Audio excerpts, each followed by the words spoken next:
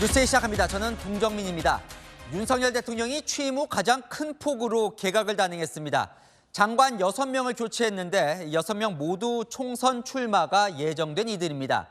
이 정치인 출신이 빠진 자리는 주로 관료나 전문가로 채워졌는데요. 경제사령탑, 경제부총리 자리에는 최상목 대통령 경제수석이 지명되었습니다.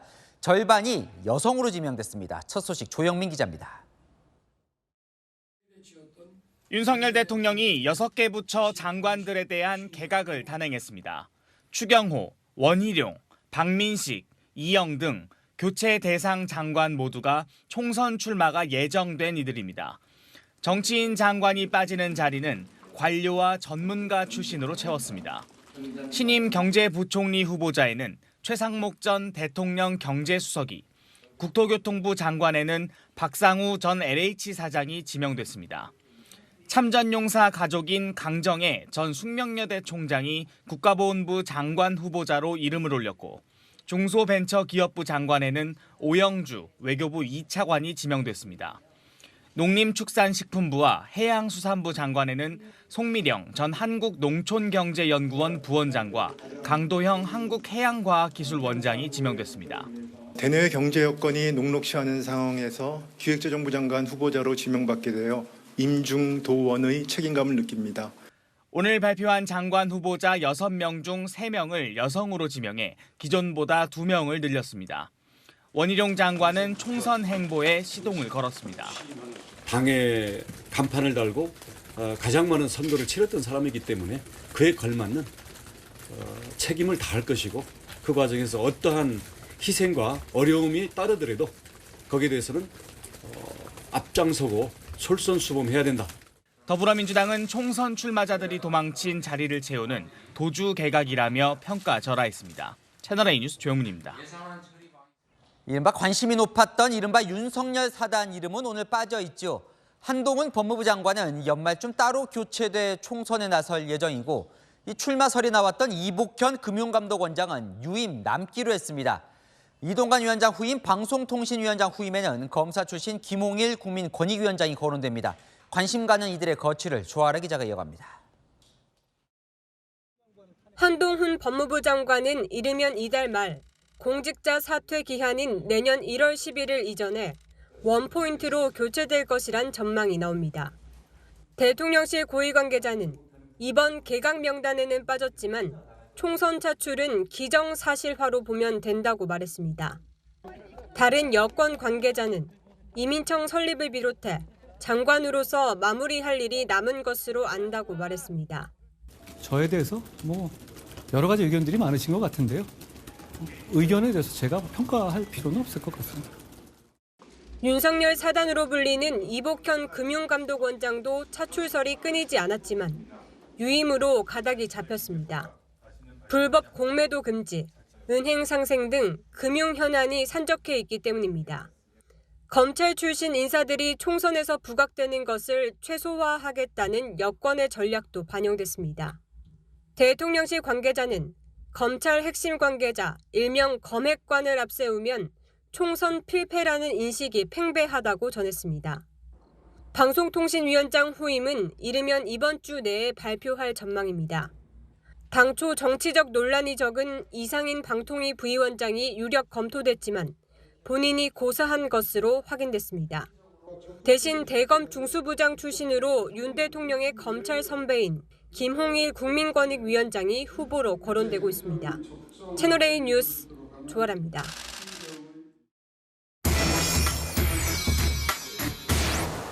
총선형 개각이 드디어 단행이 됐습니다. 한은 기자자 정치부 유승진 기자와 이들은 어디로 가게 됐는지를 좀 알아보려고 합니다.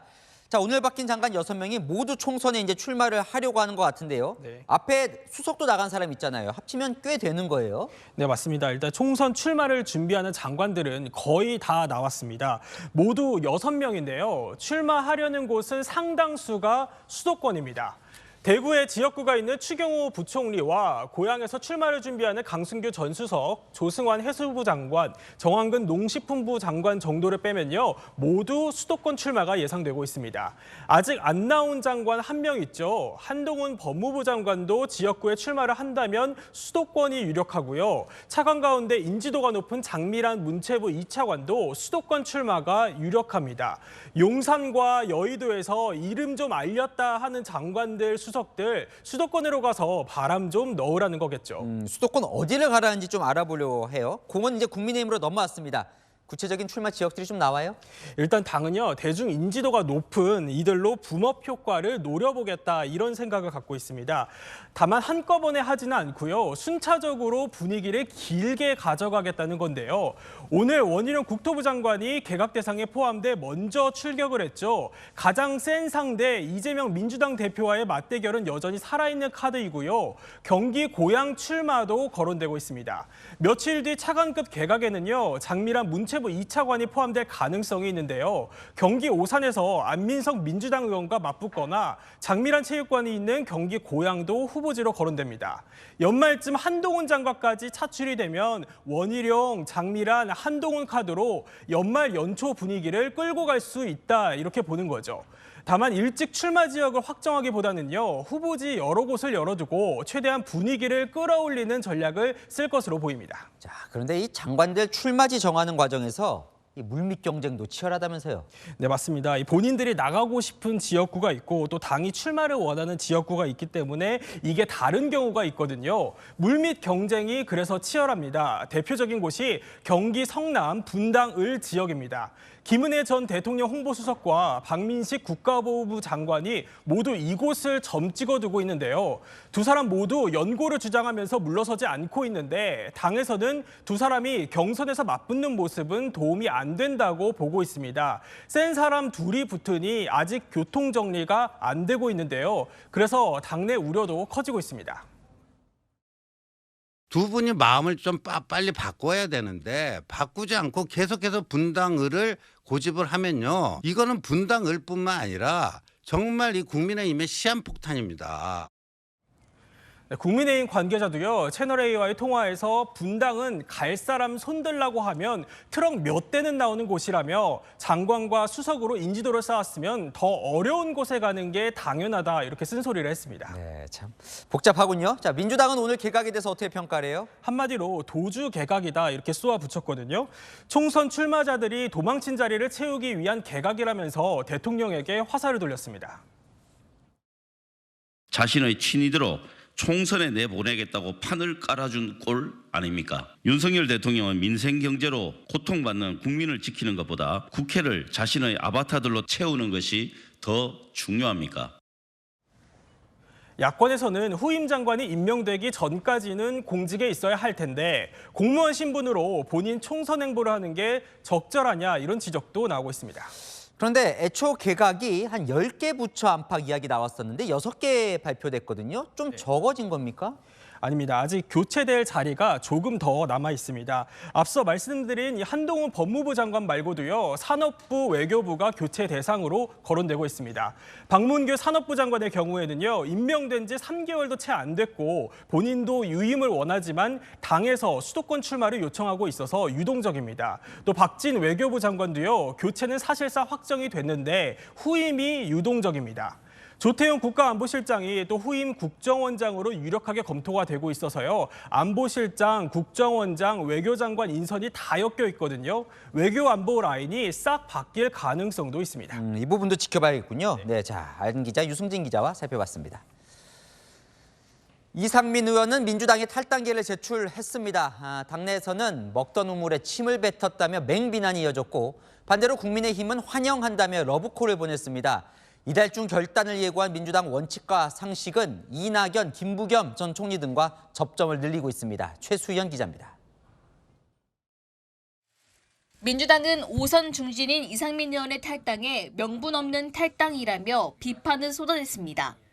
5선의 국회의원이라는 게 얼마나 엄청난 혜택입니까, 사실. 근데도 불구하고 이렇게 헌신짝 버리듯 탈당했다?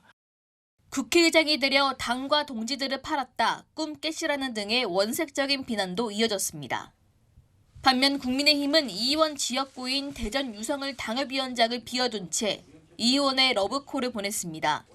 이상민 의원이 평소 소신과 철학을 지키려 노력했던 점에 비추어 보건대 오랜 고민 끝에 내린 결론이었을 것으로 여겨집니다.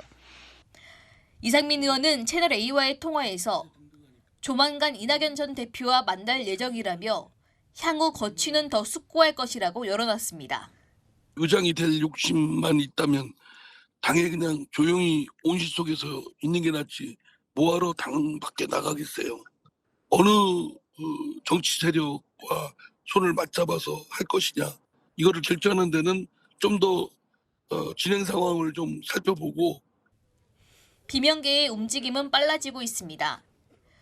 이낙연 전 대표는 제3세력 결집 취지에 공감한다며 기다림도 바닥났다, 생각이 정리되는 대로 말하겠다고 신당설을 또 띄웠습니다. 원칙과 상식은 이낙연, 김부겸 전 총리 등 당내 원로와도 물매 소통하며 본격적인 세력화에 나서는 분위기입니다. 한 비명계 의원은 이달 중순 지도부의 요구사항을 담은 최후 통첩을 하고 결단을 내릴 것이라고 전했습니다. 채널A 뉴스 최소연입니다. 검찰이 오늘 경기도청 압수수색에 나섰습니다. 법인카드 유용 수사 차원인데요. 검찰이 직접 이 건에 대해 강제 수사에 나선 건 처음입니다. 압수수색 영장엔 이재명 대표가 피의자로 적시됐는데요. 민주당은 검사 탄핵 보복이냐고 맞섰습니다. 강보인 기자입니다. 검찰 수사관들이 경기도청 총무실로 들어갑니다.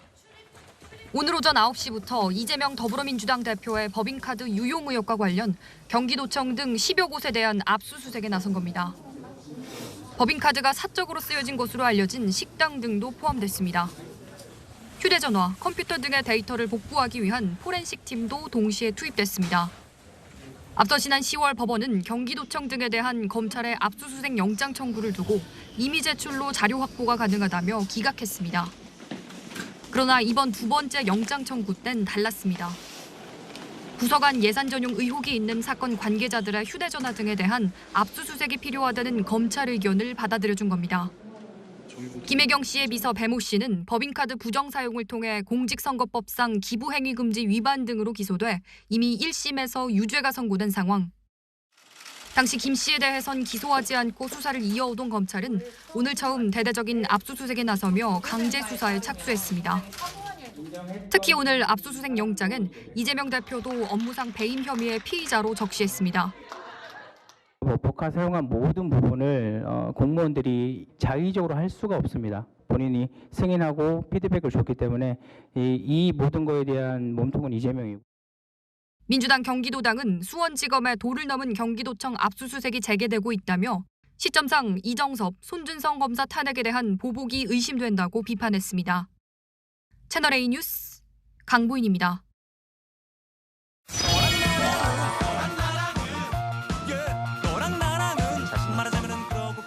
윤수민 기자와 열왕열왕 시작합니다. 첫 번째 주제 보겠습니다.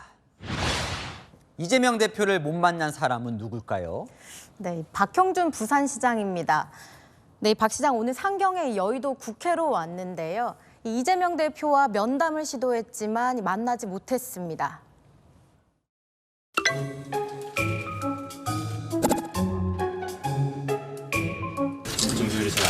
네, 꼭 한번 뵙고 싶어요. 대표님께 잘 좀 말씀해 주시고요. 그 내용은 제가 좀 전달을 드리겠습니다. 네, 잘 전달하도록 하겠습니다. 네, 네.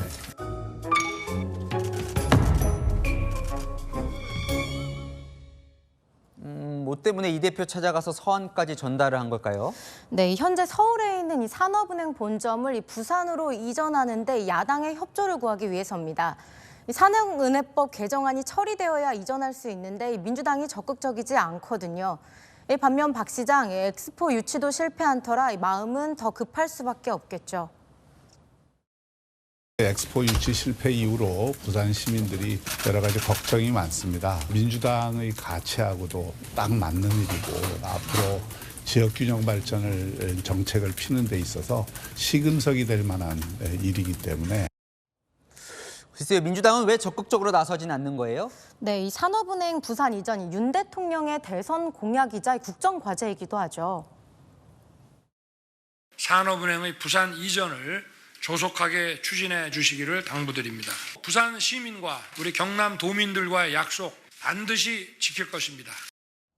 네, 민주당은 부산 이전을 반대하는 노조의 목소리도 들어야 한다고 말하는데요. 이 속내를 들어보면 어차피 이전에도 공은 윤석열 정부가 차지할 거고 이 수도권 표심에 도움도 안 된다는 게 있더라고요. 하지만 반대로 민주당 부산 지역 의원들은 애를 태우고 있습니다. 네, 다음 주제 보겠습니다. 민주당 의원들 그리고 오른쪽은 김홍일 권익위원장이네요. 아까 방통위원장 후보자 이야기 나온다고 전해드렸는데. 네, 이 방통위원장 내정 소식에 이 민주당이 맹공을 퍼붓고 있는데요. 이 김홍일 위원장 대검찰청 중앙수사부장을 지닌 이 특수통 검사 출신이거든요. 당장 언론인 출신인 박성준 의원 이 전문성이 없다며 비판했습니다. 통신 특히 ICT 관련된 ICT, 부분이라든가 이런 새로운 분야들에 대한 준비를 해야 되는데 과연 검사 출신 수사했던 분이 이런 미래의 아젠다를 제시해 주시는 일이 맞느냐. 네, 김용민 의원도 또 특수부 검사냐, 레임덕이 와서 일하겠다는 사람이 없는 거냐며 비꼬았습니다. 근데 오늘 기각 명단에는 없었잖아요. 네, 취재를 해보니 이 유력 후보군이긴 하지만 아직 확정된 건 아니라고 하더라고요. 그럼 아직 발표도 안 됐는데 발표될 것 같다고 비판을 하는 거예요? 네, 너무 이른 지적 아니냐는 생각도 들어서 이 민주당 관계자에게 물어보니 이 실제 방통위원장 내정을 막으려는 의도도 있고요. 방통위원장마저도 검사 출신이 검토되는 걸 국민들이 일찍 알고 혼내주셔야 한다고 하더라고요. 이 내심 검사공화국 프레임을 부각하는 좋은 소재라고 보는 것 같습니다. 실제로 온라인에서는 권익위원장 된 지 얼마나 됐다고 인재풀이 검사뿐이냐는 비판도 나왔습니다. 여권에서는 이런 부정적인 여론을 알고 예의주시하고 있습니다. 네, 주제 하나 더 보겠습니다. 전두환 전 대통령 유해가 갈 곳이 없어요. 사망한 지 2년 넘지 않았습니까? 네, 고인의 유해는 2년이 넘도록 연희동 자택에 임시 보관 중인데요. 이 전 대통령 유족들은 이 경기 파주의 유해 안장을 고려하고 있습니다. 이 김경일 파주시장 결사 반대 입장을 냈습니다. 수많은 국민의 목숨을 앗아간 사람의 유해가 파주시에 오는 걸 용납할 수 없다고요. 파주 시민단체들도 지난달부터 반대 기자회견을 하는 등 이 목소리를 높이고 있습니다. 파주로 가기를 원하는 이유가 있었던 것 같아요. 네, 고인이 살아생전 남긴 회고록을 보면 이런 말이 있는데요. 이 북녘 땅이 내려다 보이는 전방고지에 이 백골로라도 남아 통일의 날을 맞고 싶다. 가족들이 이 뜻을 받든 건데 민주당 파주 의원들 저 뜻을 받들 수 없다는 입장입니다. 우리 국민은 전두환을 결단코 용서할 수 없습니다. 북녘 땅이 내려다 보이는 전방고지에 백골로라도 남아 통일의 날을 맞고 싶다라는 헛된 꿈은 지금이라도 버리길 바란다. 네, 고인의 유해가 어딘가에 묻히긴 해야 할 텐데 여론상 쉽지가 않네요. 과거의 업보가 시간이 가도 쉽게 사라지진 않는 것 같습니다. 네, 지금까지 여랑야랑이었습니다. 네, 다음 소식입니다. 우리 기술로 개발한 고체 연료 추진체 시험 발사가 성공적으로 끝났습니다. 액체와 달리 준비 시간이 짧아서 군사적 효용성이 큰 고체 연료 기반인 가장 큰 추진력을 내는 1단 추진체의 첫 성공인 거죠. 발사체에 실린 민간 위성은 목표 궤도에 안착했습니다. 김민곤 기자입니다. 바다 위에서 불꽃을 내뿜는 흰색 로켓이 하늘로 솟아오릅니다. 우리 군이 오늘 오후 2시쯤 제주 남방 4km 해상에서 고체 연료 우주 발사체를 쏘아 올렸습니다. 지난해 12월 저녁 시간 비공개로 진행한 2차 시험 발사에서는 2, 3, 4단 추진체만 이용해 발사했지만 오늘은 로켓 하단에서 가장 강력한 힘을 내는 1단 고체 연료 추진체를 시험하기 위해 1, 3, 4단을 부착했습니다. 위성과 비슷한 무게의 모형만 얹었던 앞선 시험과 달리 실제 민간에서 제작한 지구관찰용 위성까지 실어 650km 상공에 안착시켰습니다. 모든 추진체가 정상 작동하고 분리에 성공한 것을 확인한 만큼 2025년 추진체 4개를 모두 합쳐 발사하는 최종 시험만을 앞두게 됐습니다. 액체 연료와 달리 고체 연료는 신속한 발사와 장기 보관도 가능해 무기로 전환하면 사실상 ICBM과 거의 비슷한 기술이 적용됩니다. 미국과 유럽, 일본과 중국, 러시아와 인도가 확보하고 있는 기술입니다. 위급한 상황에서 발사할 수 있는 능력을 갖고 있는 국가안보에 굉장히 중요한 의미가 있다고 봅니다. 기립을 시키면은 1시간이면 발사가 되는 거죠. 북한도 화성 18형엔 고체 연료를 이용합니다. 이에 대해 국방부 관계자는 우주 발사체로 설계한 것일 뿐 ICBM용으로 바꾸지 않을 것이라고 설명했습니다. 채널A 뉴스 김민곤입니다. 네, 오늘 출근길에 서울 경복궁역에서 지하철 에스컬레이터가 역주행했습니다. 10명 넘게 넘어졌고 2명은 다쳐서 병원으로 옮겨졌습니다. 위험한 에스컬레이터 역주행은 분당 순회역 사고에 이어서 반년 만에 또 발생한 겁니다. 이준성 기자입니다. 서울 지하철 3호선 경복궁역 승강장. 에스컬레이터 고장 표지판이 붙어 있고 시민들은 계단으로 발걸음을 옮깁니다. 에스컬레이터 사고가 발생한 건 오늘 아침 8시 42분. 아래서 위로 향하던 에스컬레이터가 갑자기 멈췄고 사람들의 무게를 견디지 못하고 뒤로 밀려난 겁니다. 당시 타고 있던 출근길 시민 10여 명이 넘어졌고 30대 여성 2명은 경상을 입어 병원으로 옮겨졌습니다. 지난 2010년 설치된 에스컬레이터인데 지난달 안전진단에서도 이상이 없었습니다. 다만 비상시 역주행을 막는 방지 장치는 설치되지 않은 것으로 확인됐습니다. 2013년 야탐역 사고 이후 새로 설치했거나 21년 이상 된 노후 에스컬레이터에는 이런 방지 장치가 필수인데 오늘 사고가 난 에스컬레이터는 의무 대상이 아니었던 겁니다. 서울 지하철역 가운데 이런 사각지대에 있는 건 33%가량으로 여전히 역주행 방지 장치 없이 운영되고 있습니다. 지난 6월 분당선 순회역 역주행으로 14명이 다쳤는데 반년 만에 또 사고가 난 겁니다. 시민들은 불안해합니다. 불안한 마음도 들고 당분간은 계단을 이용하는 게 더 안전하지 않을까. 서울교통공사는 내년 상반기까지 500여 대의 추가로 역주행 방지 장치를 설치할 예정입니다. 채널A 뉴스 이준성입니다. 아내의 머리를 둔기로 내리쳐서 살해한 혐의로 50대 남성이 긴급 체포됐습니다. 아내를 때린 뒤에 태연하게 외출을 하기도 했습니다. 남성은 부부싸움 도중에 아내를 우발적으로 때렸다고 진술했습니다. 이기상 기자입니다. 경광등을 켠 순찰차가 잇따라 지나갑니다. 1시간 뒤 이번에는 경찰 형사 차량까지 출동합니다. 아내가 머리를 다쳤다는 112 신고를 받고 출동한 건 어제 저녁 8시입니다. 다친 아내는 병원으로 옮겨졌지만 끝내 숨졌습니다. 그런데 정작 신고한 남편은 현장에 없었습니다. 남아있던 혈흔을 조사하던 경찰은 신고 접수 약 1시간 30분 뒤 딸과 함께 돌아오는 남편을 발견했습니다. 아내가 다친 상황에서 딸을 데리러 나간 겁니다. 경찰은 남성에게 자초지종을 추궁했고 자신이 둔기로 아내를 때렸다는 진술을 확보하고 남성을 긴급 체포했습니다. 실제로 현장에는 35cm 길이의 새로 된 둔기가 있었던 것으로 알려졌습니다. 경찰 조사 결과 두 사람은 금전 문제 등으로 평소 다툼이 많아 별거 중이었습니다. 이날 남편의 집으로 아내가 찾아왔고 부부싸움 도중 우발적으로 폭행했다는 겁니다. 체포된 남성은 대형 로펌 출신의 미국 변호사로 알려졌습니다. 경찰은 남성을 상대로 당초 살해 의도가 있었는지 여부와 신고하고 현장을 빠져나간 이유 등을 집중 조사할 방침입니다. 경찰은 추가 조사가 진행되는 대로 남성에 대한 구속영장을 신청할 예정입니다. 채널A 뉴스 이기상입니다. 주차구역 3칸에 가로로 주차한 슈퍼카 주인의 행동이 공분을 사고 있습니다. 앞서 장애인 전용 주차구역에 차를 세운 걸 주민들이 신고했다고 이웃들에게 분풀이를 한 거라는데요. 조현진 기자가 취재했습니다.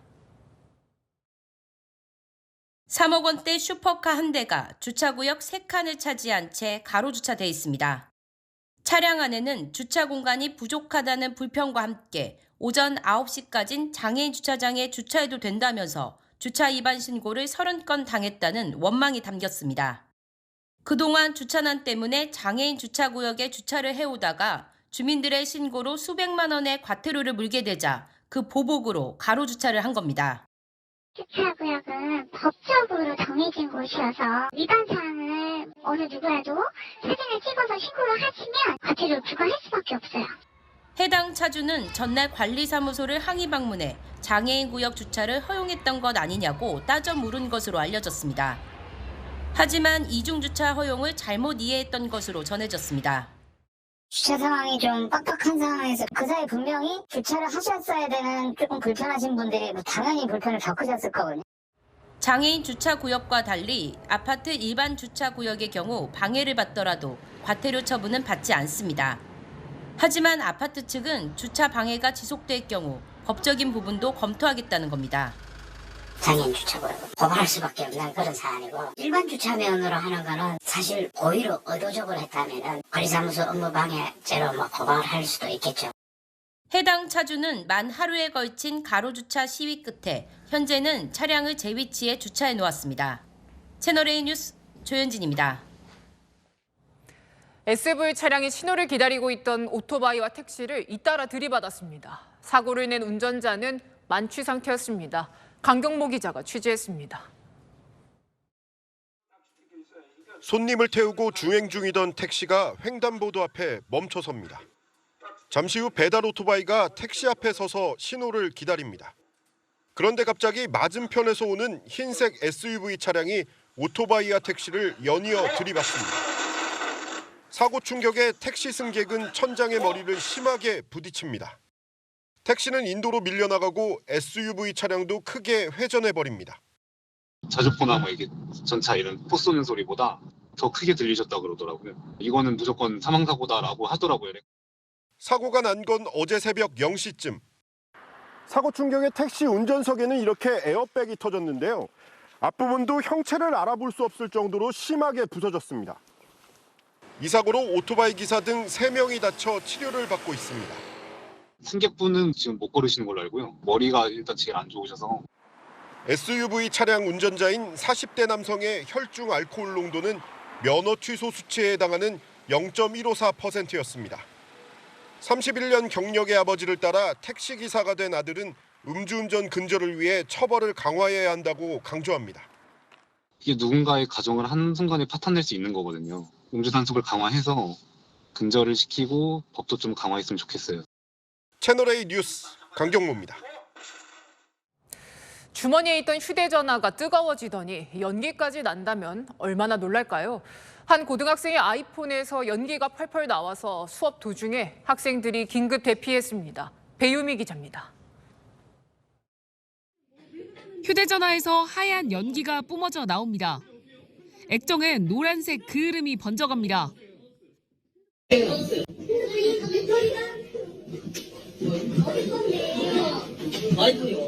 충남 천안의 한 고등학교 교실.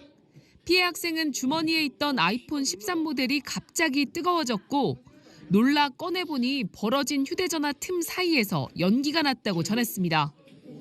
연기는 2분가량 계속됐습니다. 학생들은 교실 창문을 열어 환기시키고 긴급 대피했습니다. 다행히 인명피해나 화재로 이어지진 않았습니다. 이 사고는 옆에 있던 학생이 SNS에 동영상을 찍어 올리면서 3일 동안 조회수가 1,000만 건을 넘길 정도로 화제가 됐습니다. 휴대전화 리튬 배터리 내 분리막이 훼손돼 화학 반응이 일어나면서 발생한 가스가 분출된 사고로 추정됩니다. 전문가들은 가연성이 높은 가스라며 자칫 화재 폭발로 이어질 뻔한 상황이라고 지적합니다. 나오는 가스가 대부분 가연성 가스입니다. 주변에 스파크나 점화원 같은 게 있으면 이게 착화가 돼서 불이 날 거예요. 정전기가 있어도 불날 수 있고요. 애플코리아 측은 피해 학생에게 동일한 기종의 새 제품으로 교환해주기로 했습니다. 채널A 뉴스 배유미입니다. SK그룹이 대대적인 세대 교체 작업에 나설 전망입니다. SK그룹의 핵심 기구인 수펙스에는 최태원 회장의 사촌 동생인 최창원 부회장이 물망에 오르고 있습니다. 신선미 기자입니다. SK그룹의 2인자 자리인 수펙스 추구협의회 의장에 최창원 SK디스커버리 부회장이 물망에 올랐습니다. 최 부회장은 고 최종건 SK 창업주의 막내 아들로 최태원 회장의 사촌 동생입니다.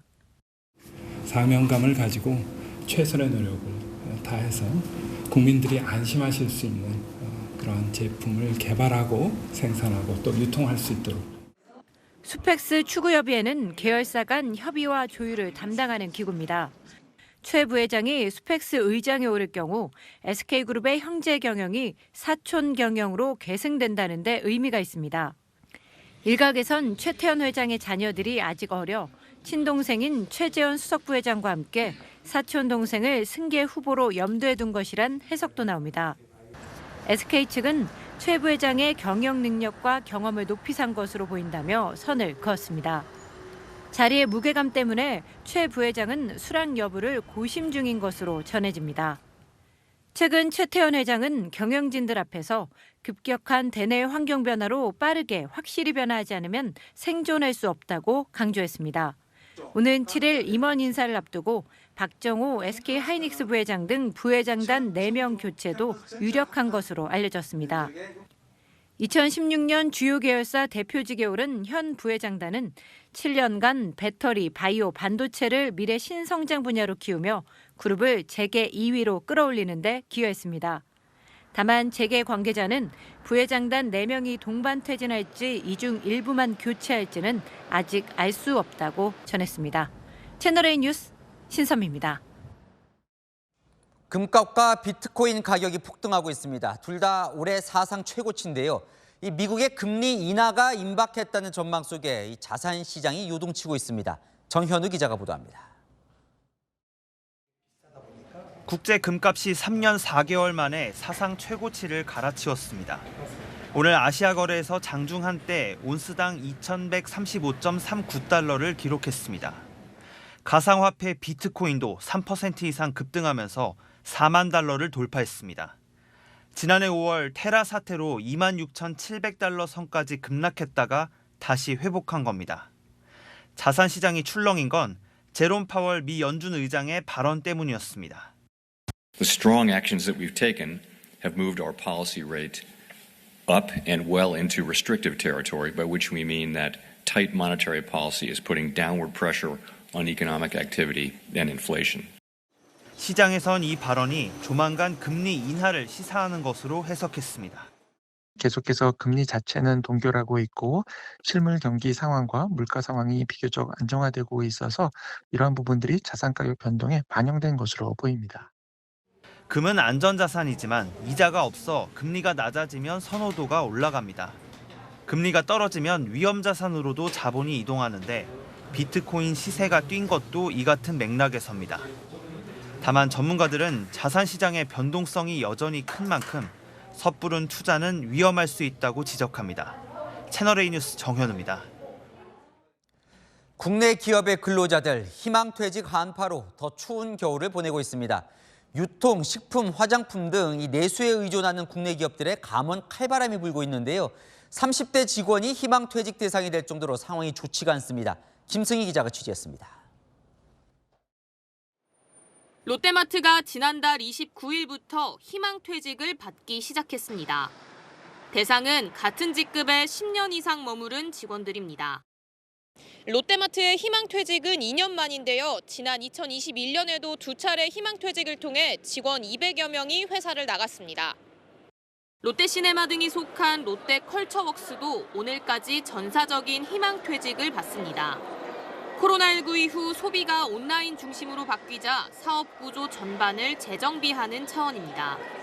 하지만 온라인 사업도 예외는 아닙니다.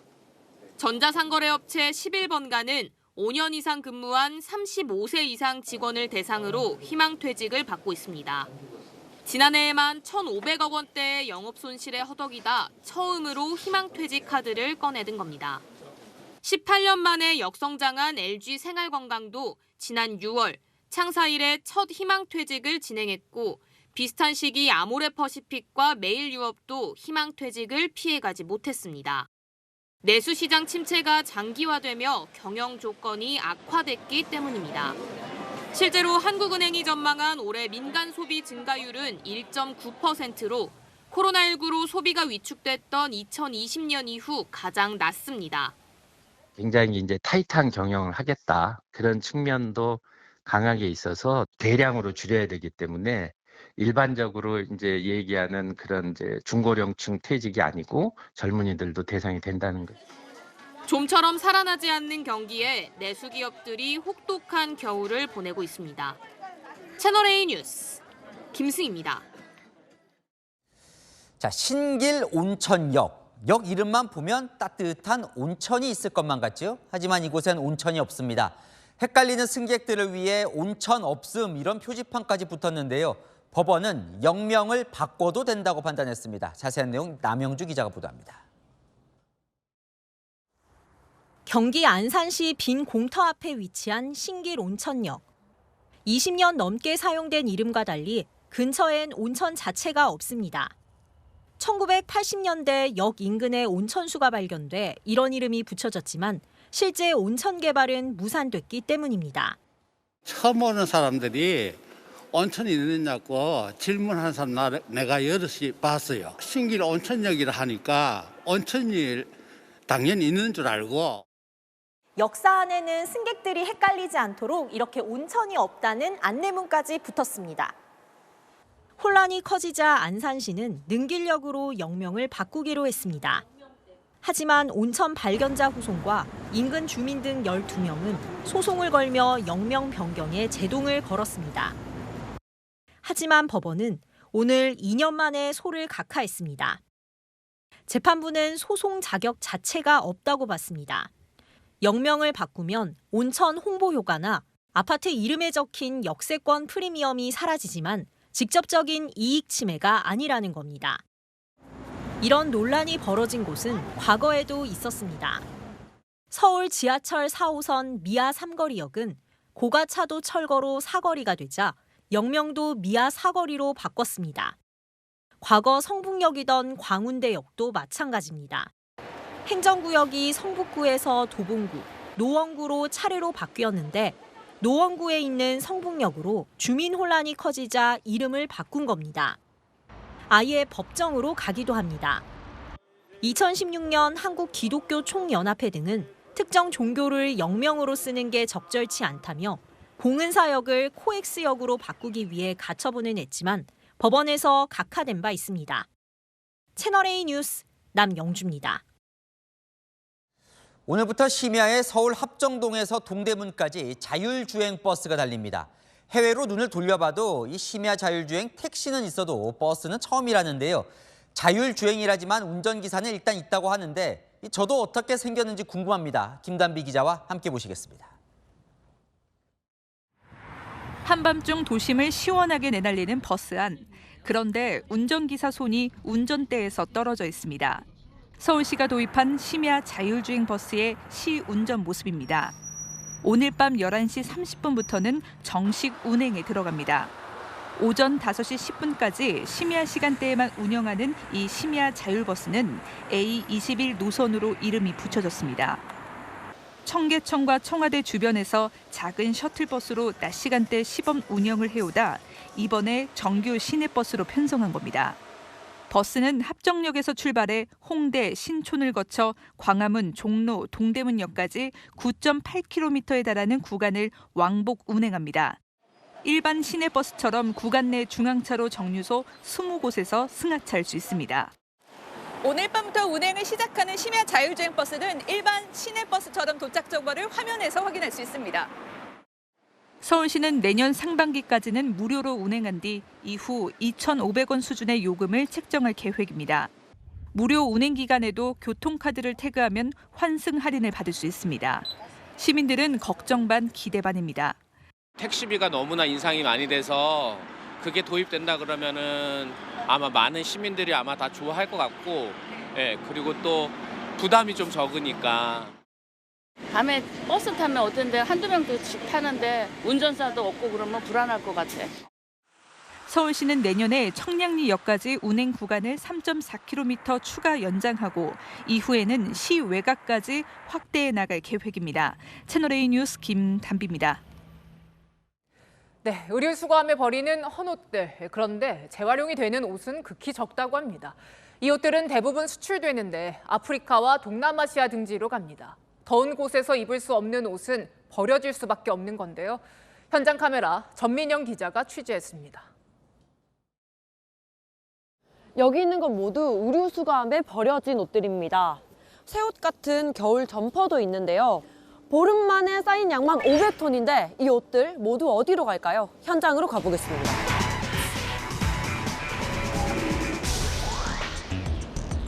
블랙 프라이데이 행사로 최대 80% 할인한다는 한 의류 매장. 쇼핑백을 손에 든 사람들이 끊임없이 나옵니다. 세일해가지고 쇼패딩 새로 구매하였습니다. 작년까지 입었던 게 있었는데 또 유행도 계속 바뀌고 하니까. 안 입게 된 옷은 의류 수거함에 버립니다. 의류 수거함에 버리게 되면은 재활용이 따로 될 거라고 생각을 하고 있었어요. 아침이 되자 의류 수거함은 입구까지 가득 차 있습니다. 네, 어제 수거했어요. 매일하는데 이제 한 40자로 넘쳐요. 자루에 담긴 옷은 의류 수출 업체로 향합니다. 가격표를 떼지 않은 새 옷도 있습니다. 하루 20에서 30톤씩 계속 밀려드는 겁니다. 수출되는 곳은 대부분 동남아시아나 아프리카입니다. 더운 곳에서 팔리지 않는 나일론 소재의 겨울옷은 자연스레 버려질 수밖에 없습니다. 지우기 힘든 얼룩이 묻었거나 찢어진 옷, 수술복 같은 특수 의류 역시 당연히 안 됩니다. 이 품목이 종류가 수출이 안 되는 제품이에요. 버려지는 양은 이제 평균적으로 한 10% 정도, 3톤 정도 이렇게 나와요. 결국 가장 인기 있는 건 면소재 반소매, 반바지 같은 여름 옷들입니다. 문제는 이런 수출용 옷들 역시 계속 창고에 쌓여간다는 겁니다. 지난해부터 중국이 재활용 의류 시장에 뛰어들면서 가격 경쟁에서 밀린 겁니다. 수출이 못 나가고 있는 거죠. 한 7,000배일 정도 있어요. 가격보다도 못해 그냥 팔던가 아니면 쓰레기로 버리고. 그냥 의류 수거함에 넣기엔 품질이 괜찮은 옷이라면 비영리 단체에 기부하는 것도 방법입니다. 받을 때보다 깐깐하게 검수하지만 대신 기부금 영수증 처리가 돼 재테크로도 활용할 수 있습니다. 현장 카메라 전민영입니다. 불의 고리로 불리는 환태평양 지진대가 들썩이고 있습니다. 필리핀에선 그제 규모 7.6의 강진이 발생한 이후 600회가 넘는 여진이 이어지고 있는데요. 인도네시아에선 화산 폭발로 11명이 목숨을 잃고 화산재가 마을을 뒤덮었습니다. 김태림 기자입니다. 식당이 갑자기 흔들리자 손님들이 몸을 가누지 못합니다. 갑작스런 지진에 카페 점원들이 창문으로 탈출하고 아버지는 방에 둔 갓난아기를 품에 안고 도망칩니다. 전봇대에선 불꽃이 튀고 편의점은 아수라장이 됐습니다. 현지 시각 2일 밤 10시 37분쯤 필리핀 남부 민다나오 섬에서 규모 7.6의 강진이 발생했는데 오늘 새벽 3시 49분쯤 비슷한 곳에서 또다시 규모 6.8의 지진이 일어난 겁니다. 필리핀 화산지진학 연구소는 첫 강진 발생 후 지금까지 600번 이상의 여진이 발생했다고 밝혔습니다. 이번 강진으로 일본에서는 한때 쓰나미 경보가 발령되기도 했습니다. 필리핀 인근 인도네시아에서는 화산이 분화했습니다. 현지 시각 어제 오후 2시 54분쯤 인도네시아 무라피산이 분화한 겁니다. 당시 화산재 기둥 높이는 3km에 달할 정도였던 것으로 알려졌습니다. 인도네시아 당국은 당시 분화로 화산재가 마을을 뒤덮어 11명이 사망했다고 밝혔습니다. 실종자도 12명에 이릅니다. 땅이 손톱이 자라는 정도의 속도로 계속 움직이고 있거든요. 속도가 좀 빠른 장소에서는 이제 큰 에너지들이 모이게 되는데 그런 장소가 이제 불의 고리. 전문가들은 필리핀과 인도네시아가 불의 고리로 불리는 환태평양 지진대에 속한다며 강진과 분화의 연쇄 발생이 추가로 일어날 것을 우려하고 있습니다. 채널A 뉴스 김태림입니다.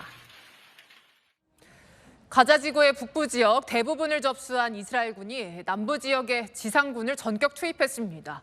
민간인 희생에 대한 국제사회 우려에도 이스라엘은 군사작전에 강경한 의지를 드러냈습니다. 정다은 기자입니다. 흙먼지를 뒤집어 쓴 아이들이 폐허가 된 건물 잔해 앞에서 오열합니다.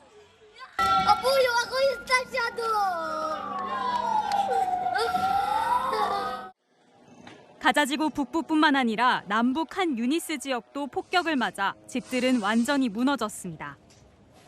겨우 목숨을 구한 생존자들은 피범벅이 된 채 상태가 더 심각한 부상자들을 안고 다급하게 뛰어다닙니다. 이스라엘과 하마스 간 교전이 재개된 지 나흘째. 가자지구는 또다시 지옥으로 변했습니다. 현재 시간 어제 이스라엘군은 가자지구 남부까지 지상군을 투입했다고 발표했습니다. צה"ל ממשיך ומרחיב את הפעולה הקרקעית מול מרכזי הכובד של חמאס בכל רצועת עזה. בכל רצועת עזה, במקום שיש מרכז כובד של חמאס, צה"ל פועל. 이스라엘군 참모총장도 가자지구 북부에서 벌인 작전만큼 남부에서도 강력히 작전을 수행할 것이라고 밝혔습니다. 남부엔 북부에서 피란을 온 민간인들이 적지 않아 국제사회의 우려가 커지고 있습니다. So we will continue to press Israel to protect civilians and to ensure the robust flow of humanitarian aid. 네타냐후 이스라엘 총리는 하마스와의 교전 중지 협상 대신 군사작전을 통해 인질을 구출하겠다는 강경한 뜻을 밝혔습니다. 또 이스라엘은 카타르와 튀르키예 등 해외에 머물고 있는 하마스 지도부를 제거하겠다는 의지도 드러냈습니다. 채널A 뉴스 정다은입니다. 북한도 저출산 위기입니다. 합계 출산율 1.8명인 북한은 11년 뒤부터는 인구가 줄어들기 시작할 걸로 예상되는데요. 결국 김정은 위원장까지 나서서 어머니들과 힘을 합쳐야 한다고 강조했습니다. 북한에선 왜 아기 울음소리가 줄어들고 있는지 권갑구 기자가 전하겠습니다. 11년 만에 열린 전국 어머니 대회에 참석한 김정은 북한 국무위원장이 보고를 받던 중 눈물을 흘립니다. 참석자들에게 자녀 양육 역할을 당부하면서 저출산 문제 극복을 강조합니다. 출생률 감소를 막고 어린이 보육 교양을 잘하는 문제도 모두 어머니들과 힘을 합쳐 해결해야 할 우리들 모두의 집안의 일입니다. 지난 2일 북한 방송도 자녀 넷을 낳고 탄광에서 일하는 여성을 소개하며 출산을 적극 장려했습니다. 제 아이 낳고도 이렇게 나라에서 정말 이 선물까지 안겨준 게 얼마나 고마운지. 지난 1999년 합계 출산율이 2명 이하로 떨어진 북한에서는 2010년 들어 1.8명대까지 추락했고 올해는 1.79명을 기록할 것으로 보입니다. 우리보다 2배 이상 높지만 4명대 합계 출산율인 다른 저소득 국가들과 비교하면 저출생 상태입니다. 2034년부터 인구 감소도 예상됩니다.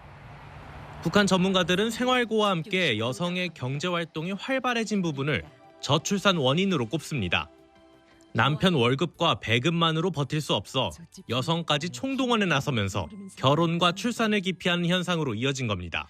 주체적으로 자기가 생각하고 결정하는 것이 결혼과 출산을 기피하는 현상으로 나타나는 거죠. 시장 경제에서 직접 돈을 버는 여성들이 늘면서 북한의 저출산 문제는 계속될 것으로 보입니다. 채널A 뉴스 권갑구입니다.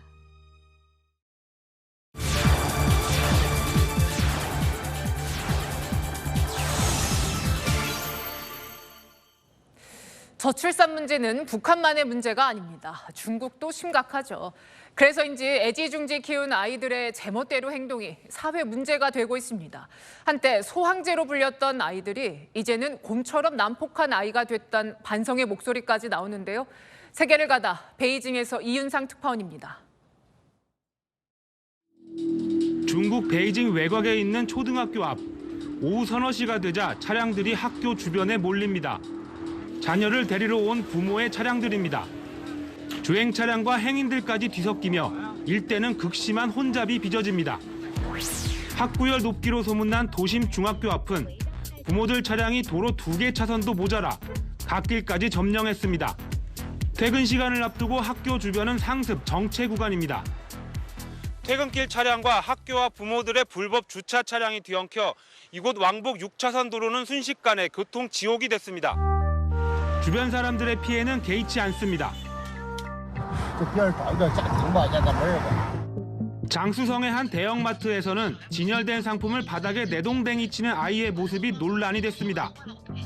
마트 직원이 말리자 엄마는 오히려 화를 냅니다.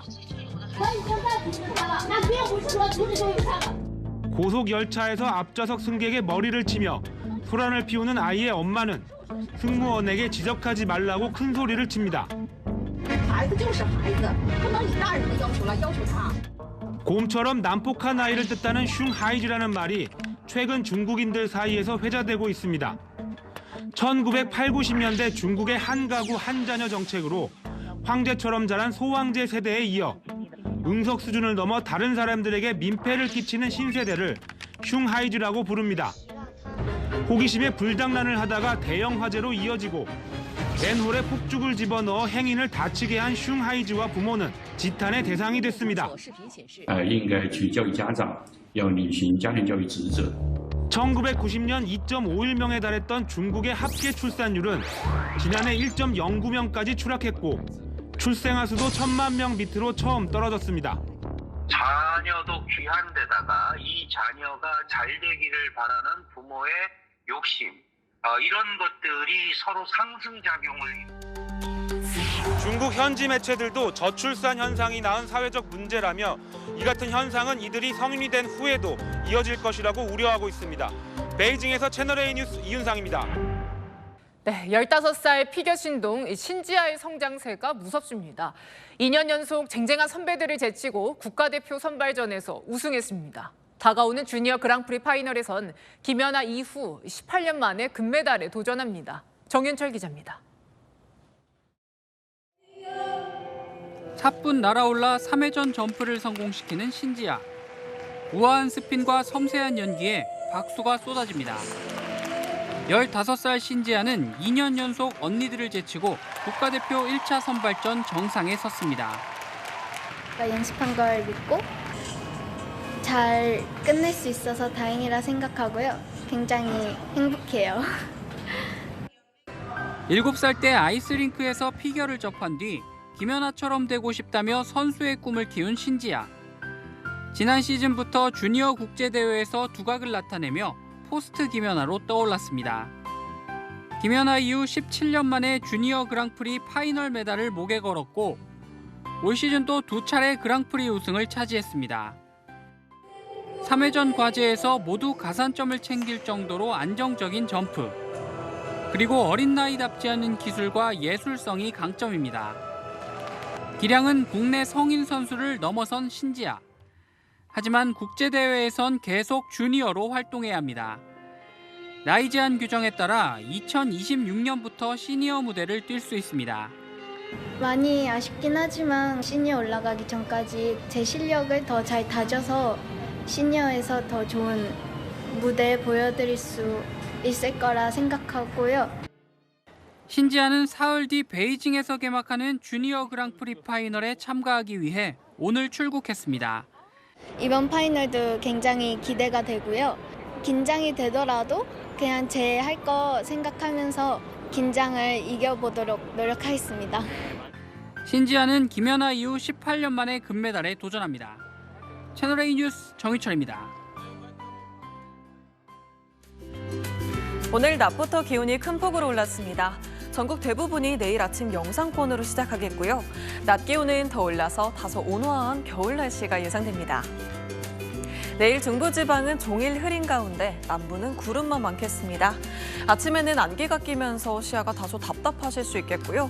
동해안에는 수요일째 건조특보가 이어지면서 대기가 매우 건조하겠습니다.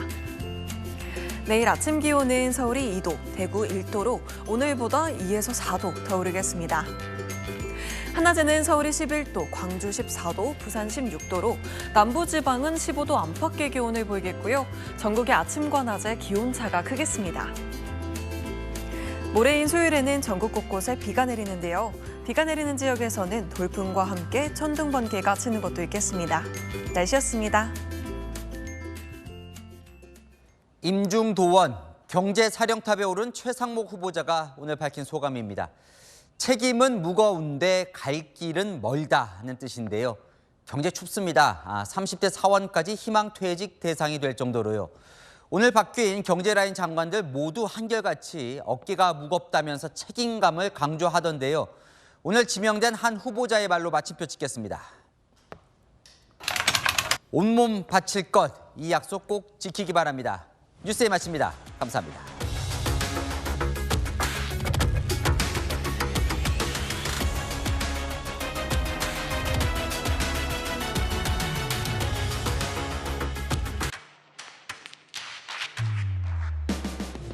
당신의 아침을 여는 보이는 라디오, 정치 시그널. 시사 보도의 최강자, 김진의 돌직구쇼. 돌직구쇼의 연장전, 더 라바. 생생한 뉴스 현장을 전한다. 뉴스엘 라이브. 시사 보도의 강력한 한방, 강력한 4팀. 오늘의 10가지 뉴스. 대한민국 대표 뉴스쇼 뉴스 탑10. 오전 8시부터 하루를 함께하는 채널A 시사보도 9월 4일부터 출격!